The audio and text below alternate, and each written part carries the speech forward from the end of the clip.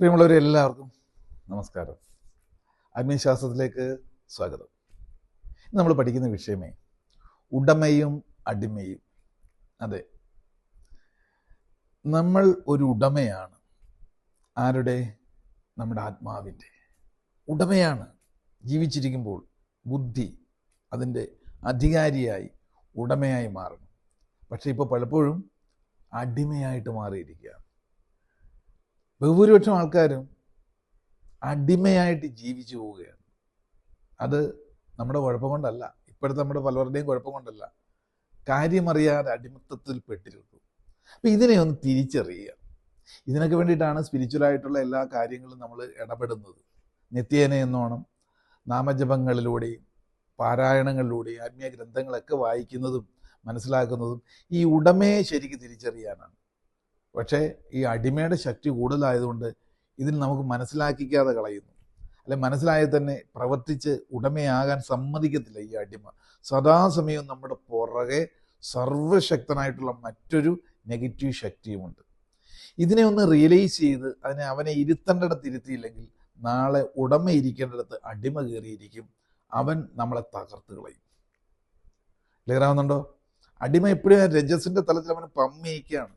ഏതു സമയത്തും നിങ്ങളുടെ ശ്രദ്ധ തിരിയുന്ന സമയത്ത് അവൻ നിങ്ങളുടെ സിംഹാസനത്തിൽ കയറിയിരിക്കും. പിന്നെ അവനായിരിക്കും നയിക്കുക.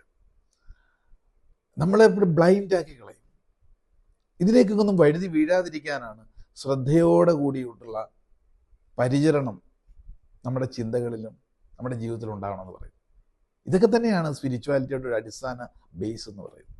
ഞാനിത് പറയുമ്പോൾ നിങ്ങൾക്ക് കുറച്ചുകൂടെ വ്യക്തമാകാൻ ഒരു ചെറിയൊരു സന്ദർഭം പറയാം. കഥാസന്ദർഭം.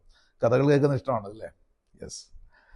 പണ്ട് ഈ മനസ്സിന് അഭിവൃദ്ധി ലഭിക്കുമ്പോൾ അല്ലെങ്കിൽ ഇൻസ്പിറേഷൻ കിട്ടുമ്പോൾ കൂടുതൽ ഊർജ്ജസ്വലമാകും. പണ്ടും അത് ഇപ്പോഴും അതെ. പണ്ട് അതിനുവേണ്ടി ചെയ്തിരുന്നത് ഈ അപ്രീസിയേഷൻസ്, പ്രശംസ ലഭിക്കുന്നതിന് വേണ്ടിയിട്ട് നാട് ഭരിക്കുന്ന നായകന് അല്ലെങ്കിൽ ആ ഉടമയ്ക്ക്, രാജാവിന് ഇത് വേണമായിരുന്നു. ഭക്ഷണം കഴിക്കുന്ന പോലെ തന്നെയാണ് രാജാവിനെ പറ്റിയുള്ള ഇൻസ്പിറേറ്റീവായിട്ടുള്ള കാര്യങ്ങൾ കേൾക്കുമ്പോൾ രാജാവ് കൂടുതൽ ഊർജ്ജസ്വലനാവും, ബുദ്ധിപൂർവ്വം പ്രവർത്തിക്കും, ഉഷാറാകും. അതിനു വേണ്ടിയിട്ട് രാജകൊട്ടാരങ്ങളിൽ ചില ഈ സ്തുതി പാഠകരെ അവിടെ നിയോഗിച്ചിരുന്നു.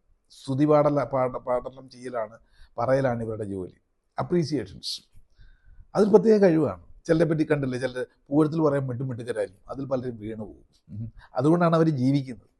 അപ്പോൾ ഈ പറയുന്ന രീതിയിൽ അന്നും അതിൻ്റെ സയൻസ് ഉണ്ടായിരുന്നു, മനസ്സിലാക്കിയാൽ പോയത്. രാജാവിനെ കാണുമ്പോൾ തന്നെ അവിടെ ഇരിക്കുന്ന സ്തുതിപാഠകർ വന്ന് അതിൽ പ്രഗത്ഭരായിട്ടുള്ളവർ പ്രത്യേക കഴിവ് തെളിയിച്ചൊരു പ്രത്യേക പണമൊക്കെ കൊടുക്കും, പട്ടും പണമൊക്കെ കൊടുക്കും, പ്രത്യേക രീതിയിൽ ഉപചാരങ്ങളൊക്കെ കൊടുക്കും. മന്നവേന്ദ്ര വിളങ്ങുന്നു നിൻമുഖം ചന്ദ്രനെ പോലെയല്ലയോ എന്നൊക്കെ പറയുമ്പം രാജാവിൻ്റെ മുഖം തിളങ്ങും. നമ്മളെപ്പറ്റി തന്നെ പലരും അപ്രീസിയേഷൻ പറയുമ്പോൾ നമ്മളൊന്ന് തിളങ്ങാറില്ലേ എന്ന് പറഞ്ഞവർ അതിലൂടെ കൂടുതൽ ഊർജം എലിവേറ്റ് ചെയ്യാനാണ്. അങ്ങനെ ഒരു രാജ്യത്തെ രാജാവിന് ഇതിൻ്റെ ഭയങ്കര ക്രൈസുള്ള ആളായിരുന്നു. ഭയങ്കര ഇഷ്ടമാണ് പുള്ളിക്ക്. അപ്രീസിയേഷൻ കിട്ടുന്നതിനകത്ത് പുള്ളി ഇങ്ങനെ പുളവും കൊള്ളും.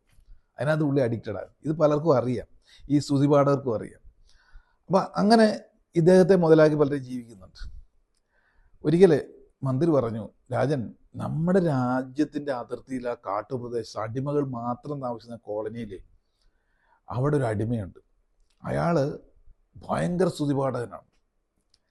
അയാൾ അവിടെ ഇരുന്നുകൊണ്ട് പലപ്പോഴും അങ്ങേപ്പറ്റി പറയാറുണ്ട്, അല്ലെങ്കിൽ പലരെ പറ്റിയും പറയാറുണ്ട്. വെറൈറ്റി സംഭവമാണ്. അവിടെ രാജാവ് പറഞ്ഞു, അങ്ങനത്തെ ആളുണ്ടോ? നോമ ഇതുവരെ കേട്ടിട്ടില്ലല്ലോ. ആരോടെ? അവനെ പിടിച്ചുകൊണ്ടിരാൻ പറഞ്ഞു. കേൾക്കാത്ത താമസം ഭടന്മാർ കുതിരപ്പുറത്ത് പാഞ്ഞ് കിടക്കിടാൻ വേണ്ടി പോയി. അടിമകളുടെ കോളനിയിലോട്ട് ഭടന്മാർ വരുന്നുണ്ടപ്പോൾ അടിമകളെല്ലാം 4 വിധത്തിൽ ചെതറി ഓടി, 4 ദിക്കിലേക്ക് ഓടി. അവർ ഓടിച്ചിട്ട് പലരെയും പിടിച്ച് ചോദിച്ച് അവസാനം ഈ അടിമയെ പിടികൂടി സ്തുതിപാഠകനായിട്ടുള്ള പിടിച്ചുകൊണ്ട് വന്നു. പിടിച്ചുകൊണ്ട് രാജൻ്റെ മുന്നിൽ നിർത്തി. രാജാവ് പറഞ്ഞു, തന്നെപ്പറ്റി പലതും കേൾക്കുന്നുണ്ടല്ലോ, ഖ്യാതികളൊക്കെ.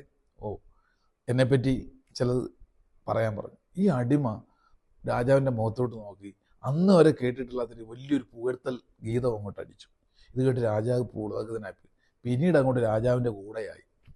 രാജാവ് ഇയാളെ വിടാൻ പറ്റുന്നില്ല, അഡിക്ഷനായിപ്പോയി. ചുരുക്കം പറഞ്ഞാൽ കുറച്ചാൾ കഴിയുമ്പോൾ ഇടാപോട റിലേഷൻ വരെയായി. ഇത് തമ്മിൽ സുഹൃത്ത് ബന്ധം മൂത്തു. ഇങ്ങനെ സുഹൃത്ത് ബന്ധം മൂത്തിരിക്കുന്ന സമയത്ത് ആ പീക്ക് ടൈം നോക്കി ഒരു ദിവസം ഈ അടിമ ഉടമയോട് പറഞ്ഞു, രാജാവിനോട് പറഞ്ഞു, രാജൻ, എനിക്കൊരാഗ്രഹമുണ്ട്, സാധിച്ചു തരാമെന്ന് ചോദിച്ചു. രാജാവ് ചോദിച്ചു, എന്താടാ എന്ന് ചോദിച്ചു എന്നാണ് പറഞ്ഞു.